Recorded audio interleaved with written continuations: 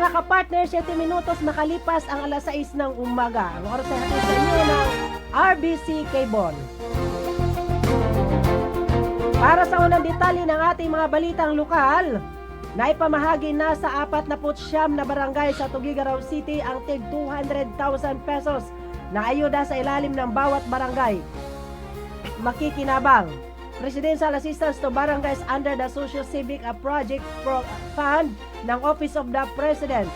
Ayon sa programa, 100,000 pesos sa bawat barangay ang ilalaan para sa 5 scholar na tatanggap ng tig 20,000 pesos, habang ang natitirang 100,000 pesos ay gagamitin para sa prioridad na proyekto ng barangay.